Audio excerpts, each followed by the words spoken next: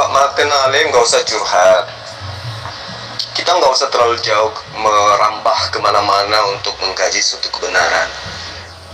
Ya, kalau Pak Martin mengatakan kebenaran itu tidak dilihat dari pemahaman pendekatan akal, lantas kemudian Anda mengatakan itu hanya bisa dengan menggunakan iman, maka saya akan menggugat Bapak, karena kata iman itu adalah kata yang sangat sakral di dalam Al-Quran, dan itu tidak ada kata itu, dan tidak ada kata iman itu di dalam kitab Bapak. Nanti Lembaga Alkitab Indonesia yang merubah kata Yunani masuk ke dalam zona Islam, zona Al-Quran. Nah, sebagai pendeta yang selalu mengajak orang-orang menyembah kepada Yesus, ketika Anda tidak menggunakan akal menuhankan Yesus, tetapi Anda menggunakan kata iman untuk menutupi kata ganti akal, maka yang menjadi pertanyaan saya adalah, iman menurut Islam itu jelas adalah amal, bisa juga berarti ketenangan, bisa juga keyakinan hati, serta tidak adanya ketakutan. Itu yang dimaksud dengan kata iman secara luas. Nah, kalau Anda tidak menggunakan akal, lalu kemudian mencoba menutupi dengan kata iman, Bapak keliru. Karena kata iman itu adalah sumbernya dari Quran. Nah, menurut original teks kitab Bapak itu apa? Ya, di Ibrani 11 kan yang tadi Anda jadikan sebagai acuan. Tetapi tanpa titik-titik tidak mungkin orang berkenan kepada Allah. Di terjemahan 2018, tanpa titik-titik tidak mungkin menyenangkan Allah. Nah, ini Allah juga ada, kata Allah juga ada di dalam kitab Bapak. Itu juga nanti Anda harus bertanggungjawabkan gitu. Jadi semua kebenaran itu harus Bapak pertanggungjawabkan jika benar itu adalah kebenaran. Karena kebenaran itu bisa dipertanggungjawabkan, Pak. Mau masuk ke manapun yang dikatakan kebenaran pasti mampu untuk dipertanggungjawabkan. Nah, jika benar pernyataan-pernyataan Bapak akal itu sudah rusak, maka akal tidak bisa jadikan sebagai tolak ukur untuk menilai kebenaran. Maka apa yang Anda gunakan untuk menilai sebuah kebenaran? Jangan katakan iman, karena iman itu adalah bahasa sakral dalam Quran, bukan kitab Bapak. Gunakan kata Bapak, kemudian terjemahkan secara jujur ke dalam bahasa Indonesia. Apa yang Ibrani 11 ayat 6 katakan di dalam bahasa Yunani, kemudian Anda terjemahkan ke dalam bahasa Indonesia. Jangan terjemahkan ke dalam bahasa Quran. Silakan Pak Martin Ali. Iman adalah dasar dari segala sesuatu yang kita harapkan dan bukti dari segala sesuatu yang tidak kita lihat. Ya, artinya iman itu percaya kepada Tuhan yang tidak kita lihat itu. Artinya percaya saja kepada Tuhan, itu konsep Kristen, itu iman. Jadi kalau Anda mau berpegang pada akal, ya silakan aja. Tapi orang Kristen tidak percaya lagi sama akal. Makanya tanpa Tuhan akal itu sudah rusak. Makanya dunia ini kan kacau.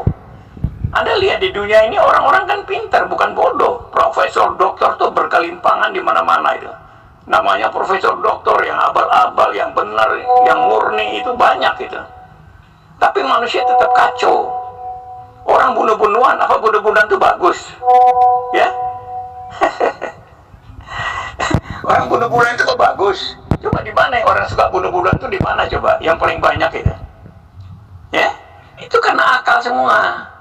Akal, lalu manusia musuh-musuhan, bunuh-bunuhan. Itu karena akal. Nah, sekarang saya buktikan kelebihan iman. Ya, saya buktikan. Namanya keyakinan iman Kristen itu. Tuhan ajarkan supaya kita mengasihi sesama manusia. Kasihilah Tuhan Allahmu dengan segenap hatimu, dengan segenap kekuatanmu, dengan segenap jiwamu, dengan segenap akal budimu. Seluruh kehidupan kita ini, seluruhnya itu diserahkan kepada Tuhan. Percayakan kepada Tuhan. Lalu hukum yang kedua, kasihilah sesama manusia seperti dirimu sendiri. Itulah, dari kedua hukum ini terletak seluruh hukum Taurat dan kitab para nabi. Ya, itu ayat yang penting. Anda catat kata-kata saya ini supaya Anda belajar dari yang benar dari Bible itu. Mengasihi Tuhan dengan segenap hati, mengasihi sesama manusia. Jadi kalau Anda belum bisa mengasihi sesama manusia, Anda belum jadi umat Tuhan. Itulah iman. Makanya iman itu bergantung seluruh hukum Taurat dan kitab para nabi. Jadi seluruh itu ada pada iman itu sendiri, yang mengasihi Tuhan dan mengasihi sesama manusia. Makanya bagi Tuhan Bible, Tuhan Yahweh atau Tuhan Yesus tidak akan menerima orang yang hidupnya hanya dengan akal saja, harus dengan iman. Karena hanya dengan iman manusia bisa mengasihi Tuhan dengan sepenuhnya dan bisa mengasihi sesama manusia dengan sepenuhnya. Dia bisa mengampuni yang musuh, bisa mengampuni orang yang bersalah padanya, bisa mengampuni, memberkati orang yang menganiaya sekalipun. Itu iman. Kalau akal nggak bisa, Jol. Akal itu musuh dibunuh. Jol. Akal itu orang kafir itu dibunuh. Nggak mungkin orang kafir itu diselamatkan, nggak mungkin. Tetapi dengan iman Kristen, musuh harus diampuni. Tidak boleh balas kejahatan dan kejahatan, ya. Tapi dengan kebaikan. Itu iman, bedanya iman juga dengan akal Anda. Ya. Perhatikan penjelasan saya ini supaya Anda tahu. Itulah iman. Iman itu mengampuni musuh. Tidak balas kejahatan dan kejahatan. Karena dia percaya sepenuhnya dengan kekuatan jiwa, kemampuan akal budi, semua percaya kepada Tuhan. Itu iman. Lalu di iman itu dibuktikan dalam kehidupannya dengan mengasihi sesama manusia, tidak memusuhi sesama manusia, tidak membenci sesama manusia, tidak memfitnah sesama manusia, tidak menghina sesama manusia, tidak mendiskriminasi sesama manusia. Itu iman yang nyata, bukti. Jadi Anda bisa bedakan dengan akal Anda itu, Jol, ya. Sekarang saya kupas supaya Anda ngerti itu. Ya, Anda kan dari dulu kan melawan saya soal akal ini kan. Nah sekarang saya telanjangi Anda dengan pengertian ini. Anda buktikan di mana hebatnya akal Anda itu. Iman saya sudah bisa buktikan bahwa kita harus mengasihi musuh. Tidak boleh balas kejahatan dan kejahatan. Itu mengasihi sesama manusia siapapun dia. Karena kesalahan manusia itu akan Tuhan yang menyelesaikan. Itu iman. Bukan kita yang menyelesaikan, bukan kita yang menghakimi sesama manusia. Tapi Tuhan sendiri yang akan menghakimi. Makanya kita percayakan dengan iman. Tuhan yang akan menyelesaikan, bukan kita. Kalau kita menyelesaikan setiap masalah bermusuhan dengan orang, itu bukan iman, itu akal. Jelas, Jul, ya? Coba Anda pelajari dulu dengan baik supaya tidak terjebak di dalam pemahaman yang keliru itu. Bapak nggak usah melebar kemana-mana. Pertanyaan saya sederhana. Ketika kedudukan akal Anda gantikan dengan iman, maka itu adalah hal yang sangat besar. Kenapa? Karena hal yang menggantikan akal itu harus di atas daripada akal. Kenapa? Karena untuk membedakan antara manusia dengan binatang, itu akal, Pak Martin. Ternyata akal ini adalah sesuatu yang buruk di mata orang Kristen. Hal yang menjadi unsur pembeda antara makhluk Allah, ciptaan Tuhan, dengan manusia adalah akal, di mana akal manusia mengangkat derajat manusia dibawa di atas daripada makhluk-makhluk lainnya. Justru Kristen menganggap akal itu adalah sesuatu yang rusak. Dan ini fatal. Kenapa fatal? Karena Anda mendudukkan akal ini sebagai racun. Ya, bahwa manusia ada yang sampai level profesor itu adalah racun. Bahwa Anda sudah bisa menggunakan VN, menggunakan HP itu adalah racun. Akibat daripada Adam makan buah ilmu pengetahuan baik dan buruk, efeknya kemudian akal serta merta Anda kutuk, sehingga mendudukkan akal itu sebagai hal yang membuat manusia itu terhina. Anda sedikit menyinggung tentang bunuh-bunuhan.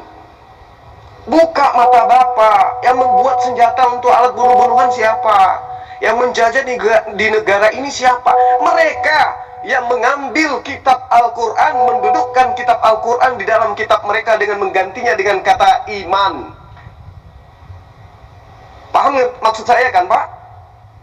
Ya, begitu indahnya kata iman, begitu indahnya kata yu'minu, begitu indahnya kata amanah, diambil dari Al-Quran, kemudian menggantikan posisi akal di dalam kitabnya orang Kristen, dalam konsep imannya orang Kristen.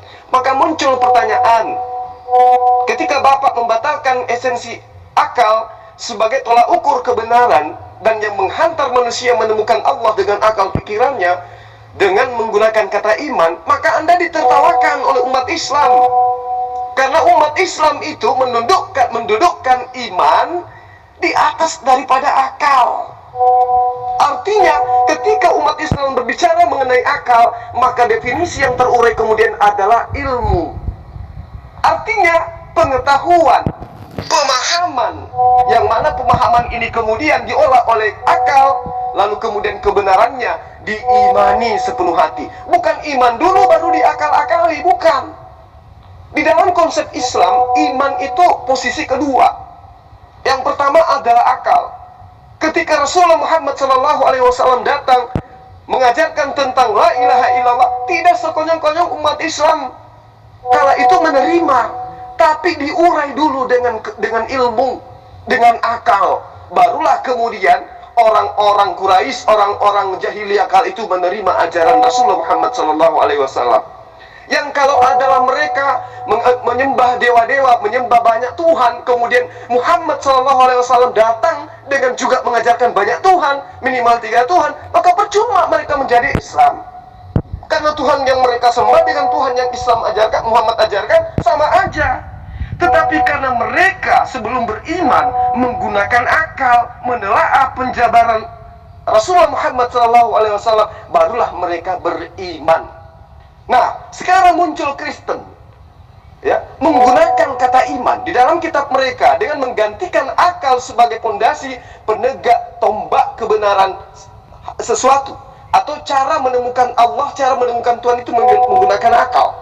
Allah yang benar, Tuhan yang benar itu menggunakan akal. Maka kemudian kata akal, ya, Anda gantikan karena kata akal itu, karena akal itu menurut Anda adalah hal yang justru membuat manusia rusak. Sehingga yang menjadikan apa yang Anda jadikan sebagai acuan kemudian adalah iman. Nah, lucu Pak, lucu, kata iman itu berasal dari Quran. Saya tidak sedang ingin membandingkan. Saya hanya ingin tahu, ya, apa yang bisa menggantikan kedudukan posisi akal selain daripada kata yang Anda ambil dari Quran, yaitu iman. Coba. Sementara iman di dalam ajaran agama Islam itu posisinya kedua. Berilmu, beriman, baru beramal. Tidak imani saja, baru diakal-akali. Gitu loh Pak. Jadi kembali pada pertanyaan saya ingin tahu, di dalam original teks kitab Bapak, sebelum Anda mengambil kata iman dari Quran, itu sebenarnya di Ibrani 11 itu menggunakan kata apa Pak? Coba Anda terangkan. Anda nggak usah repot-repot lah. Kan intinya yang Anda katakan ini kan Islam pakai akal, Kristen pakai iman, gitu aja kan intinya. Lalu Anda mau cari-cari kesalahan dengan iman bahasa Arab. Ada juga yang bilang, oh orang Kristen tidak boleh pakai kata iman. Itu kan berarti kan Anda mulai keluar itu. Tapi mari kita fokus tentang akal dan iman, karena ini penting itu. Anda bilang iman itu nomor 2 di dalam Islam, oke lah. Bagi orang Kristen iman itu pertama. Tanpa iman 11:6 ya, Ibrani 11:6. Tanpa iman Tuhan tidak berkenan. Itu beda dengan Tuhan Allah Subhanahu wa taala itu, Jul. Jadi Allah Subhanahu wa taala itu mengutamakan akal sehat. Yahweh, Tuhan Yesus itu harus berdasarkan iman. Karena Ibrani 11 ayat 6 mengatakan tanpa iman tidak berkenan kepada Tuhan. Jadi di situ kita berbeda sudah, Jul, ya. Kita sudah berbeda di situ. Nah, sedangkan akal ini, Jul, itu dipakai oleh seluruh manusia, bukan hanya orang Islam. Akal itu dipakai oleh semua manusia, yang percaya Tuhan, yang nggak percaya Tuhan, itu semua berpegang pada akal. Itu loh, Jul. Makanya satu-satunya yang berbeda, yang agak memang aneh menurut Anda itu, yang Anda bilang ditertawakan, ya, itulah memang Kristen itu ditertawakan, ya, karena iman itu, ya. Kalau akal Anda itu dipakai oleh semua manusia, bukan hanya orang Islam, semua manusia. Mereka nggak tahu, kalau Anda kan masih nomor 2 kan iman. Kalau manusia kafir itu, yang tidak mengenal Tuhan itu, yang sesat itu, mereka tidak punya iman, tapi mereka pakai akal. Jadi kalau Anda membanding-bandingkan, Jul, orang Kristen itu hanya dengan iman yang menuntun akal. Karena akal itu sudah rusak. Kalau nggak dituntun oleh iman, akal itu akan tetap rusak, menghasilkan kerusakan di muka bumi ini. Makanya saya kasih contoh, banyak orang-orang pintar di dunia ini, profesor, doktor sekalipun, tetap kekacauan itu terjadi. Kalau Anda bilang penjajah itu Anda anggap sebagai Kristen, Anda harus tahu bahwa Belanda itu bukan Kristen ya, itu negara Belanda ya, yang ada orang Kristennya, bukan seperti Islam, negara Islam itu bukan. Yang menjajah itu Belanda itu negara, bahkan mereka lebih condong kepada ateis malah ya, jadi bukan orang Kristen, tapi penginjilnya ada di dalam, dan mereka sampai di Indonesia mereka menginjili. Jadi di sini jelas Jul, bahwa Anda nomor 2 kan iman, orang Kristen nomor 1 kan iman. Itu bedanya di situ. Dan saya sudah bisa buktikan bahwa akal manusia itu tidak hanya orang Islam. Orang semua yang tidak mengenal Tuhan pun pegang pada akal. Nah, itu bedanya dengan Kristen. Makanya Anda katakan ditertawakan. Iya Bang, kemarin saya itu bilang, justru karena itu Pak Martinale, Anda harus berhadapan dengan saya dengan menggunakan kitab Anda. Apa kitab Anda? Lihat secara tekstual proof apa yang diajarkan dengan menggunakan bahasa originalnya, gitu loh. Anda ingin menabrak akal dengan menggunakan kata iman, berarti Anda ingin menggunakan konsep Islam untuk menabrakkan konsep Islam, gitu. Coba gunakan konsep Kristen. Bapak jangan malu-malu. Saya menghargai Anda dengan menggunakan kata iman. Sangat saya menghargai itu. Tapi Bapak jangan membingungkan umat. Pakai pakaian Bapak. Jangan menggunakan pakaian agama orang lain, gitu loh. Ketika Anda ingin menjabarkan sebuah kebenaran, di mana kebenaran itu bermuara bukan kepada akal, tetapi ada esensi lain, lalu kemudian Anda mencomot kata iman, itu Anda ditertawakan. Itu Anda ditertawakan. Kenapa? Anda nyantol, Anda apa istilahnya itu? Anda kayak benalu gitu loh, menggunakan istilah yang ada di dalam kitabnya umat Islam untuk mendudukkan untuk jadikan sebagai kendaraan menuhankan Yesus. Bapak salah. Kata iman itu adanya nanti ketika Al-Quran itu ada diwahyukan. Sebelum ada kata iman, Kristen menyembah Yesus itu dengan analisa apa? Kristen menyembah anak Maria itu dengan dasar pijakan apa, gitu loh Pak. Kata iman itu Pak berasal dari kata iman di dalam Quran. Ya, diambil dari kata kerja amana yu'minu. Kalau Anda ingin lebih jelasnya, baca surah Al-Baqarah ayat 143 kalau saya nggak salah ya. Yang saya bacakan tadi, innamal mu'minuna alladzina idza dzukirallahu wajilat qulubuhum. Maaf. Al-Baqarah ayat 43. Dan Anda juga bisa melihat di dalam surah Al-Anfal ciri-ciri orang beriman. Apa iman itu bisa Anda lihat di surah Al-Anfal. Jadi maaf, bukan Al-Baqarah, tetapi definisi daripada kata iman Anda bisa lihat di Al-Quran surah Al-Baqarah ayat 143. Ya, itu yang perlu Tuan Pak Martinale pahami dengan baik. Jadi Bapak bisa melihatnya di sana Pak. Apa itu iman menurut Al-Quran. Jadi tidak asal-asal. Jika kemudian Anda kewalahan dengan mengatakan bahwa oh tidak bisa, harus begini dan begini, tidak bisa Pak Martin, tidak bisa. Anda harus menggunakan kitab Anda untuk mendudukkan keyakinan Anda tentang Yesus. Anda harus mendudukkan kitab Anda untuk menjadikan itu sebagai acuan, mengajak manusia, mengajak jemaat Anda untuk menyembah kepada anak Maria dengan menggunakan pendekatan kitab Bapak. Jangan gunakan kitabnya Islam dengan mencomot kata iman. Ya, jangan Pak, jangan, sekali-kali saya katakan jangan. Karena itu akan membuat agama Anda itu semakin dihinakan, semakin direndahkan. Ternyata akal yang dianggap sebagai sebuah kendaraan untuk menuju kepada Allah, mengenal Tuhan yang benar, itu dibatalkan oleh orang Kristen dengan mengambil konsep kedua, yaitu iman. Dan iman itu juga adalah copotan dari Quran. Ya kalau domba-domba yang Anda gembalakan itu tidak menggunakan akal, ya manggut-manggut aja Pak. Tapi ketika dia sudah mendengarkan VN saya ini, bahwa ternyata Kristen menggunakan kata iman adalah kata yang sangat prinsipil di dalam konsep kitabnya agama Islam dalam mengenal Allah, maka Anda akan ditertawakan. Bisa-bisa mereka menjadi mu'alaf, gitu loh. Jadi ya, saya hanya ingin mengatakan kepada Pak Martinale, jangan dulu melebar, Pak. Gunakan dulu original teks kitab Bapak. Apa kata iman yang seharusnya digunakan di situ? Apa yang kata yang menggantikan posisi iman di dalam kitab Ibrani 11 yang seharusnya? Bukan kata iman.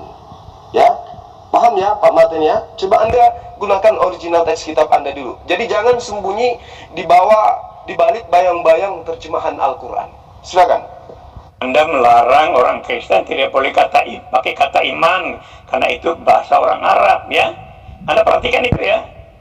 Tetapi Anda tidak sadar, Anda mencopot isi Bible, isi Alkitab itu ditulis ke dalam Al-Quran. Coba, apa alasan Anda? Tadi saya sudah tanya, kenapa Al-Quran itu berisi kisah-kisah bangsa Israel yang tidak dikenal, bahkan dimusuhi oleh orang Arab? Surah 7 mengatakan bahwa Al-Quran dalam bahasa Arab hanya untuk orang Mekah dan sekelilingnya. Kenapa menceritakan tentang bangsa Israel? Itu Anda belum jawab itu, Jur. Anda larang saya tidak boleh pakai kata iman. Oke lah, kita pakai kata percaya saja deh. Ya, karena iman itu adalah percaya. Nah, percaya bagaimana itu dijelaskan di dalam Ibrani ayat 1. Itu kan, Anda melarang orang tidak boleh pakai kata iman karena itu bahasa Arab. Tetapi Anda tidak sadar isi Al-Quran Anda sebagian besar itu kisah-kisah bangsa Israel yang dari Bible. Anda sadar nggak omongan Anda itu? Anda harusnya sadar itu dong. Kata iman tidak boleh dipakai karena itu bahasa Arab. Tapi Anda justru nulis dalam Al-Quran kisah-kisah bangsa Israel. Ngaku-ngaku lagi. Nurunkan Injil, nurunkan Taurat, nurunkan Jabur. Itu dari mana? Siapa itu? Jadi coba Anda konsisten dong kalau ngomong. Oke, orang nggak boleh pakai kata iman, oke lah. Tapi Anda juga jangan nulis dari Alkitab ke dalam Al-Quran tentang kisah-kisah bangsa Israel. Surah 7 menjelaskan bahwa Al-Quran dalam bahasa Arab hanya untuk orang Mekah dan sekelilingnya. Makanya di dalam bahasa Arab untuk orang Mekah dan sekelilingnya itu surah 7, Jur. Anda daripada ngomong jauh-jauh, sekarang saya bicara tentang Anda sendiri. Surah 7 mengatakan Al-Quran dalam bahasa Arab hanya untuk orang Mekah dan sekelilingnya. Ya, tetapi kenapa harus menuliskan kisah-kisah bangsa Israel? Kenapa tidak ceritakan tentang kehidupan bangsa Arab saja? Itu juga coba Anda renungkan itu, supaya Anda tidak mengklaim sendiri bahwa kata iman itu adalah bahasa orang Arab, tidak boleh dipakai yang lain. Itu kan terlalu tuh. Jadi gini Pak Pendeta Martin, ya, saya mendengarkan film Anda itu berulang karena saya ingin cari poinnya di mana gitu loh. Jadi gini, saya tidak melarang Anda menggunakan kata iman. Saya hanya tergelitik dengan pernyataan Bapak yang mengatakan bahwa akal bagi orang Kristen adalah racun.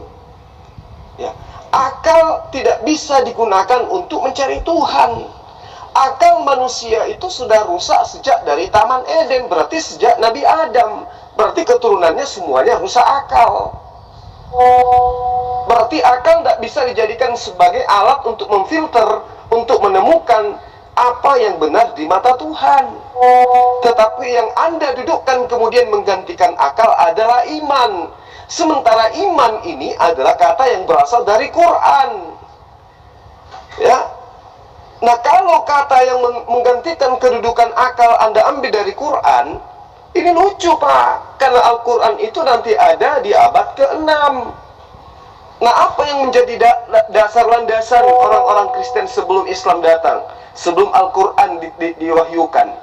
Apa yang menjadi dasar pijakannya orang Kristen di dalam menggantikan kedudukan akal, menyembah kepada Tuhannya, menjadikan anak Maria yang dikandung 9 bulan menjadi bayi, anak-anak, dan seterusnya. Lalu kemudian dituhankan. Dengan menuhankan dia, tentu tidak menggunakan akal, tapi iman, kata Bapak. Nah, saya ingin tahu, kata iman yang mengambil posisi akal ini di dalam kitab Bapak itu apa bahasa original teksnya, gitu loh. Itu yang ingin saya tahu, supaya Anda tidak tidak menyembunyikan sesuatu di balik kata iman yang adalah milik umat Islam. Apa sih kata iman di dalam original teks? Maksud saya, apa sih kata dalam original teksnya yang kemudian diterjemahkan dengan kata iman? Itu yang perlu Bapak pahami dengan baik. Kemudian Anda mengatakan, kenapa Al-Quranmu itu hanya menjelaskan tentang kisah-kisah masa lalu? Karena yang berfirman di dalam Al-Quran itu adalah Allah. Yang berfirman kepada Abraham, yang berfirman kepada Musa, yang berfirman kepada Yakub, yang berfirman kepada Yesus. Itu yang Anda harus pahami. Al-Quran datang meluruskan semua apa yang dibengkokkan, apa yang dibelokkan, apa yang disesatkan oleh orang-orang terdahulu. Yang berfirman kepada Abraham adalah Allah Subhanahu wa ta'ala. Yang berfirman kepada Musa adalah Allah Subhanahu wa ta'ala. Yang berfirman kepada Yesus adalah Allah Subhanahu wa ta'ala. Yang berfirman kepada Muhammad sallallahu alaihi wasallam adalah Allah Subhanahu wa ta'ala. Meskipun di dalam pengajaran-pengajaran nabi-nabi sebelumnya mereka tidak mengenal kata Allah dalam perspektif pendekatan bahasa. Mereka mengenal El-Gibar, mereka mengenal El-Olam, mereka mengenal El-Roy, mereka mengenal El-Lion. Dia mengenal Yahweh Sebaot, Yahweh Sama, Yahweh Rohi. Terus kemudian mereka mengenal Elohim, mereka mengenal Shalom, mereka mengenal Yahweh MKDS dan seterusnya. Tetapi itu merujuk kepada pribadi yang sama, yaitu Allah. Anda harus tahu, Allah itu adalah bahasa Semitik. Bahasa Arab, Pak. Bahasa Semitik kok ada 3. Sudah pernah saya jabarkan ini. Ya. Dan konyol kalau pendeta sekelas Bapak nggak tahu. Kalau umat Islam mengakui Allah Subhanahu wa ta'ala sebagai sembahan, itu dikarenakan umat Islam mengakui dan mengimani bahwa Allah Subhanahu wa ta'ala sebelum berfirman kepada Muhammad sallallahu alaihi wasallam terlebih dahulu berfirman kepada Abraham, Ishak, Yakub, Daud, Salomo dan seterusnya sampai kepada Yesus alaihissalam atau Isa alaihissalam. Itu yang perlu Bapak pahami dengan baik. Jika kemudian Bapak mengatakan, kenapa nggak langsung aja ke Arab? Kenapa harus mengambil kitab orang? Sama pertanyaan saya dengan Bapak. Kenapa Kristen harus menggunakan kitabnya orang Yahudi, sementara Kristen itu asalnya dari mitologi Yunani? Kenapa? Kenapa harus mengambil terjemahan orang dalam bentuk secara tidak resmi, ngambil kitabnya orang Yahudi masuk dalam kitab Bapak?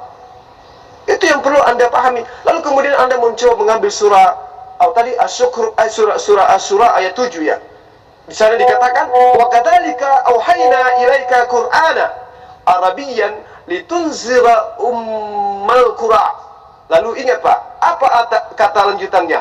Wa man haulaha wa tunzira yaumal jam'i la raiba fi. Ngerti enggak? Al-Qur'an itu diwahyukan kepadamu dalam bahasa Arab agar engkau memberikan peringatan kepada penduduk ibu kota Mekah dan penduduk negeri-negeri di sekelilingnya, serta memberi peringatan tentang hari berkumpulnya yang tidak diragukan adanya. Ini yang perlu Saudara Pak Martin pahami. Al-Quran itu diwahyukan untuk Muhammad SAW dan juga untuk seluruh umat manusia. Ya, dia menjelaskan Al-Quran itu untuk seluruh umat manusia. Dia diutus untuk seluruh umat manusia. Jadi Pak Martinale, ya, kembali kepada materi kita. Apa sih kata iman itu sebelum digunakan di dalam kitab Bapak? Gak usah malu-malu Pak, sebutkan aja. Saya bukannya melarang menggunakan kata iman. Cuman ketika Anda menggantikan posisi akal, maka ya Anda harus menunjukkan original teks kitab Bapak. Apa sih sebenarnya kata yang digunakan oleh kitabnya Bapak, kemudian mengambil kata iman di dalam Al-Quran. Silakan. Surat 7 tidak bilang seluruh. Anda jangan ngarang-ngarang dah.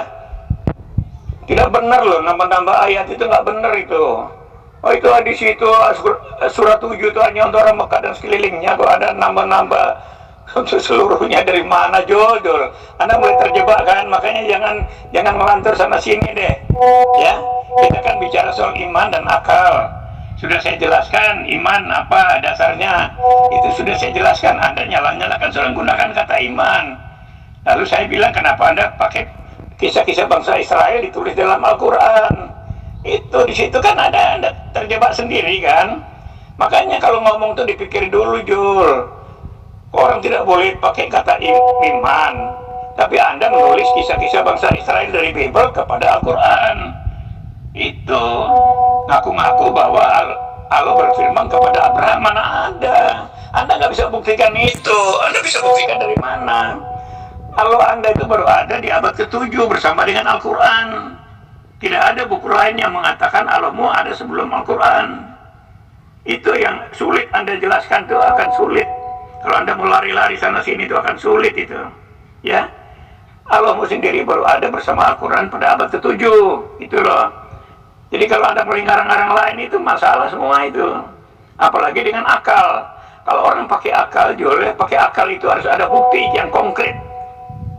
Itu kalau bicara akal. Itu harus konkret. Tidak bisa hanya percaya-percaya saja. Ya, orang pakai iman Anda salahkan. Anda mau bangga dengan akalmu, tapi akalmu sendiri tidak konsisten. Ternyata pernyataan Allah itu tidak masuk akal. Bagaimana dia baru ada di abad ke-7 bicara kepada Abraham? Itu kan tidak mungkin, mustahil kan? Apalagi berdasarkan akal. Gak mungkin jual berdasarkan akal bisa percaya sama hanya kata-kata seperti itu. Anda terjebak sendiri nanti itu, sudahlah. Kalau Anda bicara akal, Anda akan sulit menjelaskan tentang Allah Subhanahu wa Ta'ala. Itu Anda akan sulit sekali menjelaskan tentang Allah Subhanahu wa Ta'ala, karena itu di luar akal, ya. Itu Anda akan sulit di sana itu, ya.